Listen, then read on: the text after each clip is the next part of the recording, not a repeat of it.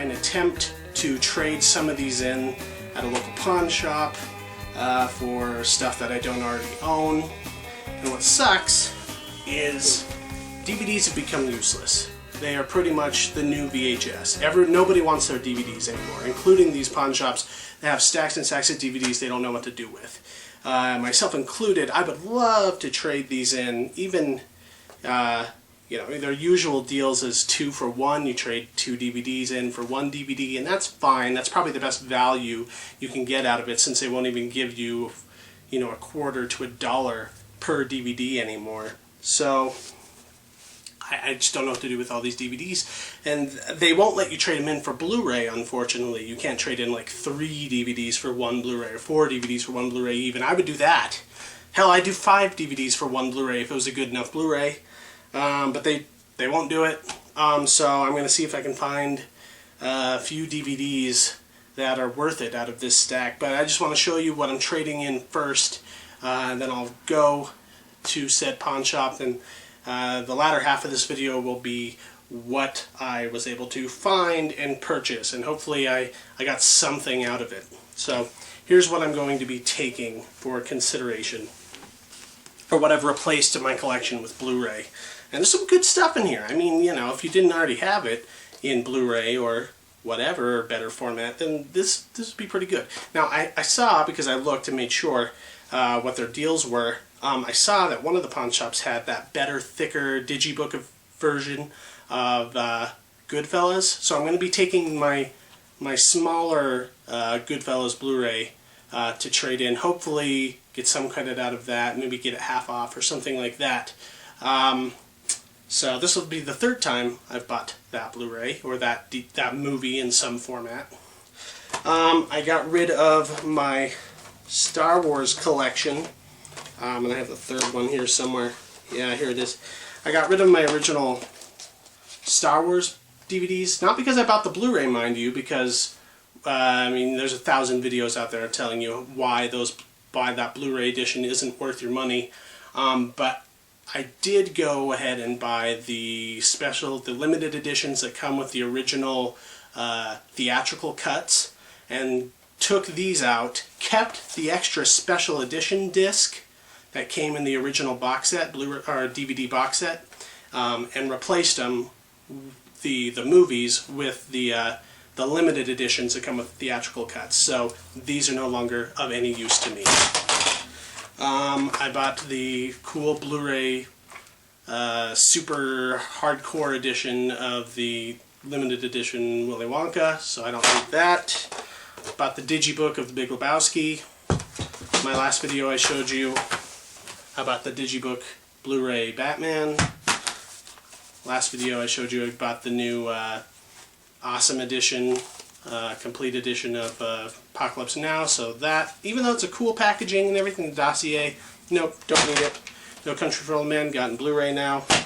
Raging Bull, this is a really actually, you know, cool. I'm going to part with this, but I'm a little sad too, because it's it's quite the edition, quite the set.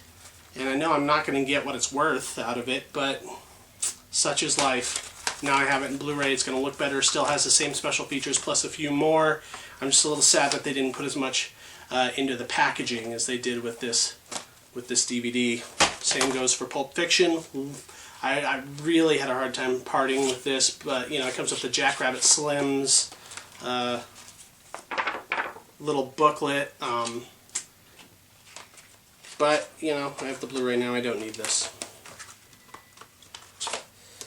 Minority Report, bought on Blu-ray. And I bought the Blu-ray edition of the Lord of the Rings. So these are worthless to me as well as the Blu-ray of 40-Year-Old Virgin, which I was able to get the widescreen edition of. This is a full screen, so this is really worthless.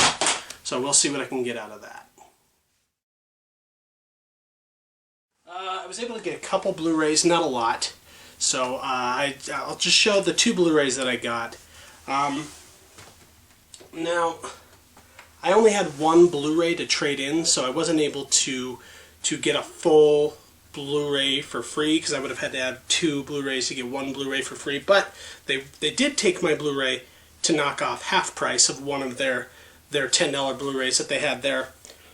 So I traded in my slightly less snazzy version, Blu-ray version of Goodfellas for half price of the better Digibook version of Goodfellas, which is a version of... And then, since I felt bad that they were sort of suckers and had me trade in a lesser movie for a better version of the same movie, I went ahead and just paid with my own money, out of pocket, $10 for the Amadeus Director's Cut Blu-ray, which is a cool movie. I mean, you know, it's Amadeus. It's directed by Milos Forman.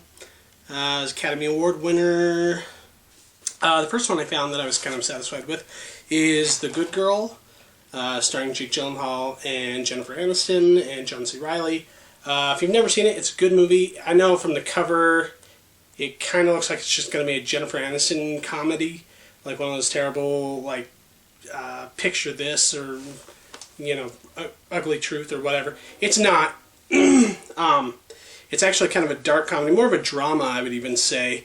And it's about Jennifer Aniston, who's married to John C. Reilly, and she begins to have an affair with a young co-worker at the grocery store she works at, played by Jake Gyllenhaal.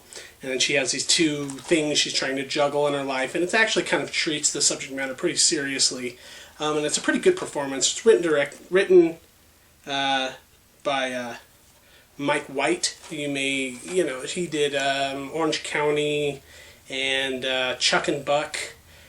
And then I bought this traded in for this Alfred Hitchcock collection, which there's 1,000 of these kind of collections, which has 20 plus of his earliest movies from the 30s and 20s, a lot of his British era stuff, not his classic films that he's sort of well known for, like Psycho and The Birds and Rear Window or any of that stuff, which is fine because I already have all those.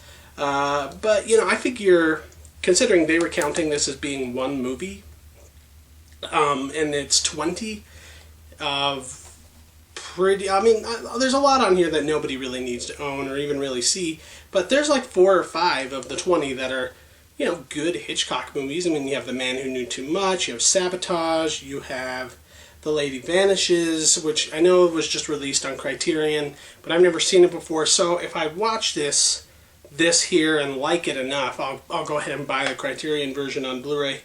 But yeah, I mean, you know, I figured not bad. 20 movies for essentially the price of one.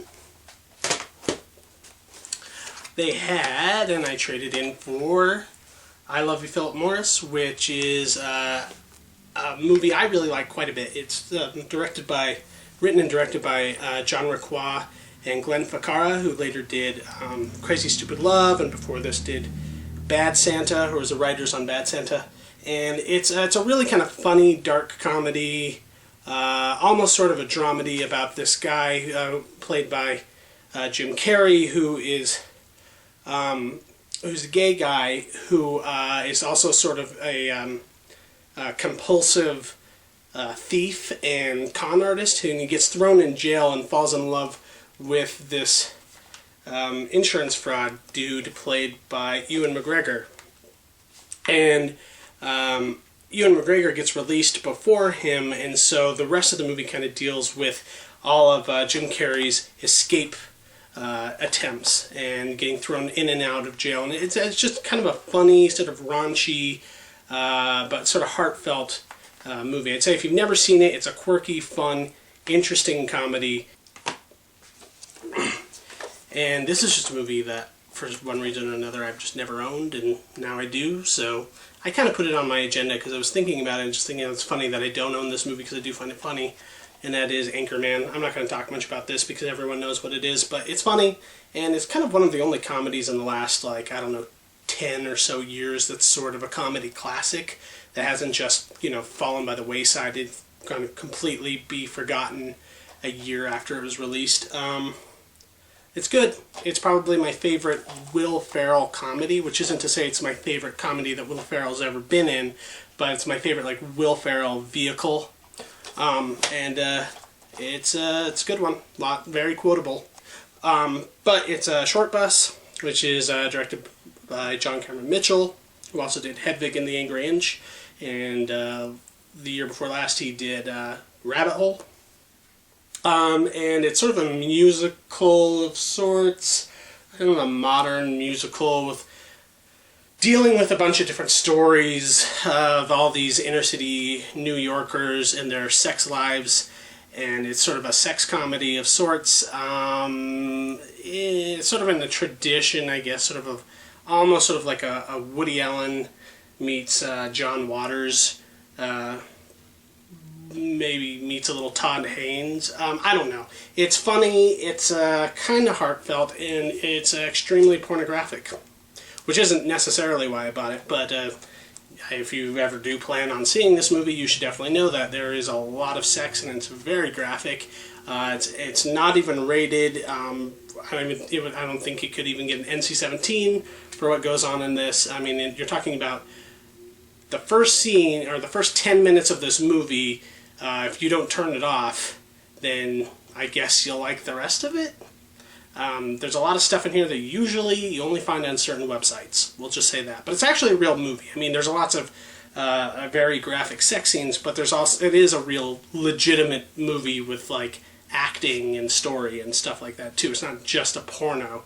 It just pushes, I guess, what you can get away with in a movie sex scene quite a bit further than most movies tend to go. So there you go. Munich. I actually just kind of recently watched this movie for the first time. I was kind of going back and watching all the Steven Spielberg movies that I've never seen before, and it's great. You know, it was nominated for an Oscar for a reason. It's kind of a political thriller, kind of a big what-if scenario dealing with back in the 70s when there was a terrorist attack at the French Olympics.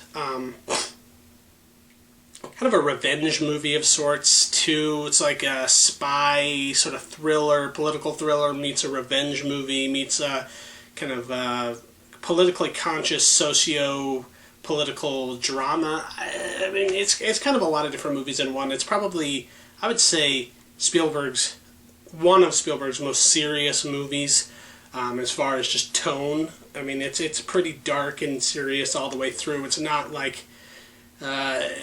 probably only second to Schindler's List. But it's good, it's really well made, and I think Eric Bana is a total badass in this movie. So, you know, there you go. And finally, this was a movie I wasn't sure if I already owned, actually, which is when you start to have a lot of movies, as I do, and I don't mean this in like a really braggy, obnoxious sort of way, but it's just simply a fact. When you start to own a lot of movies and you buy movies as frequently as I do, you start to kind of forget what you have and don't have. Especially if you've almost bought a movie a lot but have put it back and just never went for it. So I kind of rolled the dice on this one because I wasn't sure if I had actually bought it before or not, but I didn't, luckily. And I'm glad that I did now, and it is Michael Mann's Manhunter. Excuse me. Which came out in 1987. And it's sort of, it predates, I mean obviously 87, it predates Silence of the Lambs, but this is the movie in which Red Dragon, which would later be made in the 2000s by Brett Ratner, this was the movie in which it's based. This movie came out first, so technically Red Dragon is a remake, which the only reason they really remade this movie is because this kind of fell into obscurity. And this doesn't have Anthony Hopkins doing the Hannibal Lecter part. The Hannibal Lecter part in this movie is actually much smaller.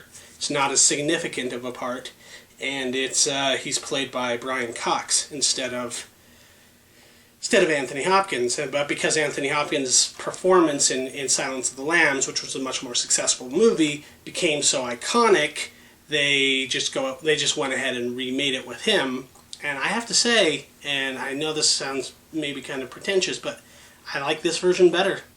I think it's a more solid film. I think it's a more interesting movie. It's not as good as Silence of the Lambs, and I don't even really compare it to the rest of those movies.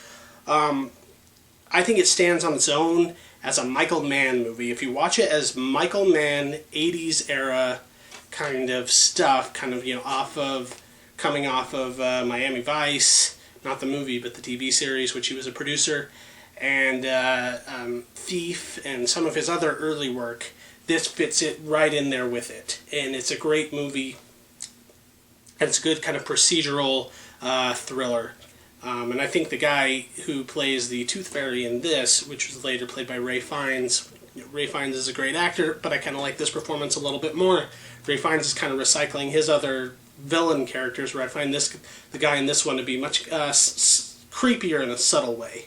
I do have to say that I do prefer the Anthony Hopkins portrayal of Hannibal Lecter, but like I said, he's not as big of a deal in this movie. He's sort of a peripheral character. So yeah, if you've never seen Manhunter, this is a good one to see. Also, this version, I'm kind of glad. So there you go. That's what I was able to get out of that big old stack of DVDs. And like I said, I think from now on I'm going to be doing that other pawn shop. Not the one that technically has a better selection, but I'm just sick of dealing with being in a small, cramped space full of the scariest people in town, sifting through unorganized DVDs that are probably scratched to hell. I'd rather just have a slightly smaller selection that I can go through a lot easier. So you don't really care about that, but there it is.